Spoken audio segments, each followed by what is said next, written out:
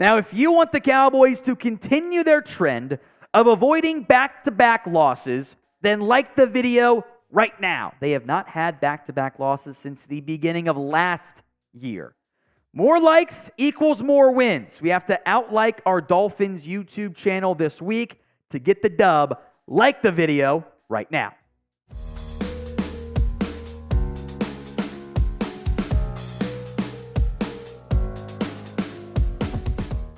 This is a fascinating Week 16 matchup. I'm calling it the Narrative Bowl because both of these teams and quarterbacks to a certain extent kind of fit a similar-ish narrative. They have been fringe or top MVP candidates this year. There are excuses against and for both quarterbacks. And the big narrative has been, oh, they can't beat good teams, which we'll break down as part of today's show. The Dolphins are now a 1-point favorite as of filming. They opened as a 2-point favorite. So the line, the early money coming in on Dallas.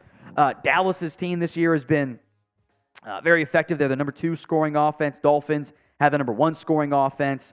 Dallas a little bit better in points per game, but a big glut between that 5 and 14 spot overall.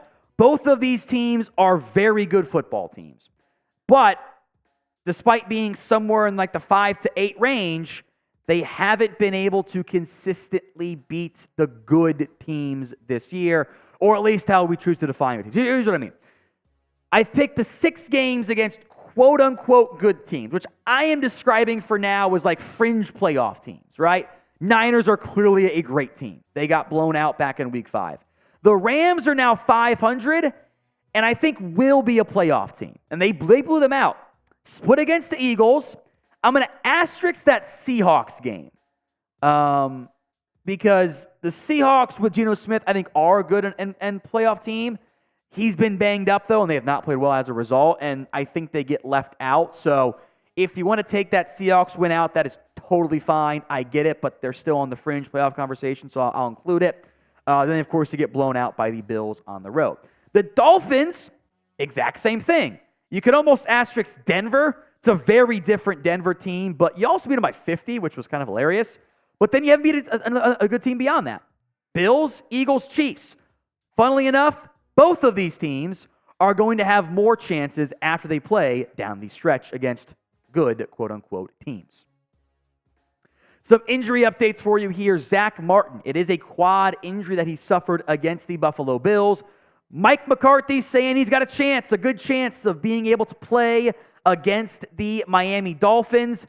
Let's check in again on Friday or even Thursday because I don't believe Mike. Mike is not honest about injuries, which is fine. He doesn't have to be, but I'm not going to sit here and say that they are truthful about them because they are not. So we'll see how the week of practice unfolds. The offensive line, meanwhile, for Dallas, compared to the Dolphins' offensive line, was insanely healthy. We'll talk more about that later on in the week, but they are decimated up front, that Dolphins offense is. TJ Bass was not great. Not great against the Bills, but then again, your entire team wasn't very good against them. So what is your confidence level in beating the Miami Dolphins? Scale it for me from 1 to 10.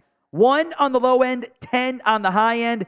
It's the pinned comment on today's video. If that ad comes here on YouTube, take advantage of it. Head down there and let me know your scale of 1 to 10. Let's talk keys to victory then for this Cowboys game against the Dolphins. A little bit narrative-based, but also some truth to that narrative. Show up against a good team. The Dolphins are a good football team.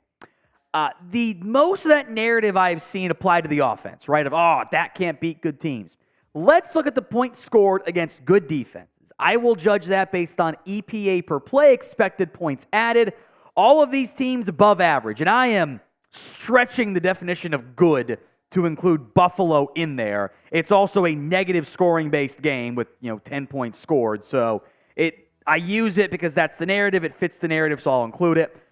Basically, since Dak came back from that injury last year, right?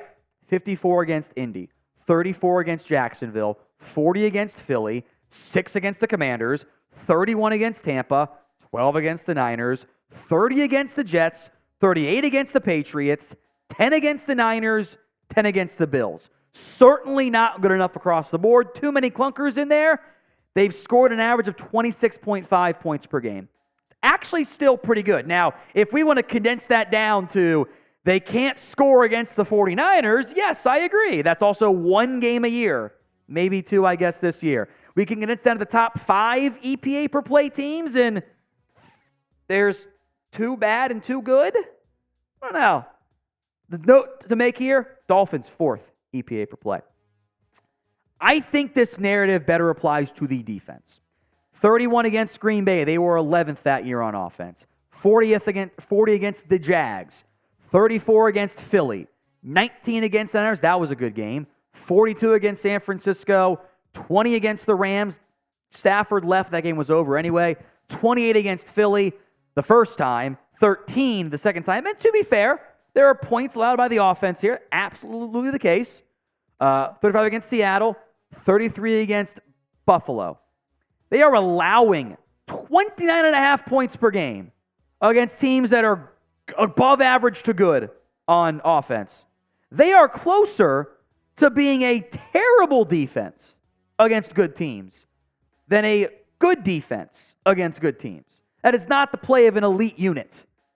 I need to see more out of this team because right now, I don't believe in them. I got to see it from this defense. Dolphins, by the way, 2nd in EPA per play. Very worried about your defense in this one. So you tell me, which is the bigger issue right now? Is it your defense or is it your offense? You can sound off in the comment section right now. Which is the bigger issue? O for offense or D for defense? Sound off, O for offense, D for defense. Both are problems right now. What's the bigger problem? Let's talk number 2, key to victory here. Let's go back to the good offense.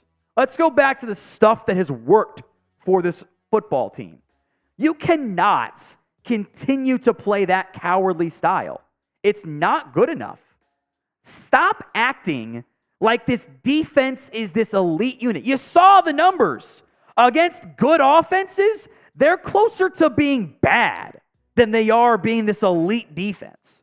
Even overall, that the whole narrative of feasting on bad teams is very true for this defense. They have yet to beat the front-runner allegations. You need pre-snap motion. You need to attack the middle. You need to do play action stuff. You can't just do hitches and deep comebacks and slants and flats. Like, you have to be aggressive.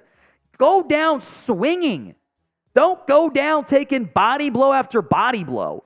Don't just sit there and get your butt kicked and not respond when you get punched in the mouth. Huge problem for this team. It's been that way for a long time, too. Now, today's show is made possible by Prize Picks. Head over to prizepicks.com/CLNS and use code CLNS for a first deposit match up to $100. Links in the comments section and the description of today's show. Prize Picks is simple and easy to use. It's the most fun way to play daily fantasy sports. It's just you against the numbers. More than or less than on 2 to 6 player stat projections, and watch your winnings roll in. You got a wide variety of sports, esports as well. It's fun. It's awesome. You can mix and match as well. I love the flex play, by the way. I have now dipped to 8 for 11 as on this little run we've gone on here, which I picked Pollard and Ferguson. It was a mistake. It happens. But flex play, you just got to get 2 out of 3 right. And I've hit 6 of those via the flex play, only 2 outright picks there. Go to prizepicks.com/CLNS and use code CLNS for a first deposit match up to $100. Again, folks, that link is in the comments section and the description of today's show. Key to victory number 3, your run defense doesn't suck again. I am very worried about this. The Dolphins can do even more dynamic things and creative things than what the Bills did. So, advanced run stats. Cowboys on defense, Dolphins on offense. EPA per play. Dallas is 13th. It's actually not that bad. The problem is they are dead last in success rate, and you saw why against Buffalo. Teams have either been unwilling or unable to consistently commit to the run. And when you're averaging 7 yards per carry on the ground with James Cook, you were more able to do it, and you were up big. You didn't have the negative game script stuff. Teams that have been able to stick with the running game, Arizona did it, San Francisco did it.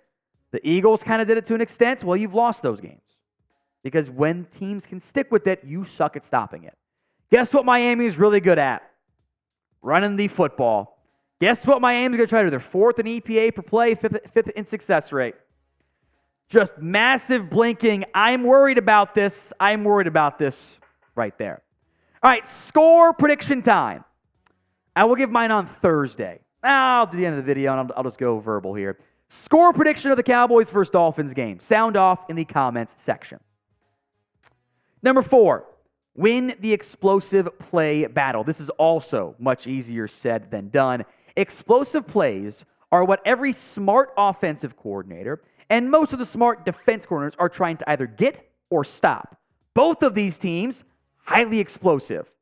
Passes and rushes this year, the Cowboys actually have a few more explosive pass plays.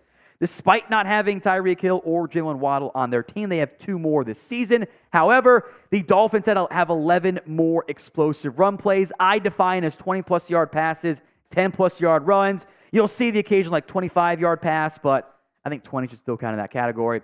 Get some chunk plays against a Vic Fangio defense that tries to prevent them. Yeah, we'll see how that goes. Do not miss our Cowboys versus Dolphins live watch party. We will be live for the game. Sub so you don't miss out. YouTube.com/@CowboysTV. Number 5, you got to stop these self-inflicted wounds. Are all the penalties justified? No, absolutely not. But you know what? Some of them have been. And you have been one of the most flagged teams in football this season. Here are your penalty boy leaders. The parenthesis numbers means declined or offsetting penalties. Tyler Smith has 12 flags this season, folks. For as big of a deal as we have made the whole Connor Williams stuff, which by the way, no Connor Williams, he's out, unfortunately. He's played really well this season. We made a big deal over Connor Williams being the penalty boy, right? He's been just as bad with Tyler Smith. J-Ron Curse, 8. Sam Williams, 7. Terrence Steele, 7. 6 for Lamb Gilmore, 5s for Micah, Dante, and Deron Bland. And the snap counts for Williams and Fowler are wildly outsized the number of flags that they have. It's not good. So stop the Cowboys from committing penalties. Keep spamming flags in the comment section right now. Quick thoughts here. I'll try to send some good vibes to the Cowboys.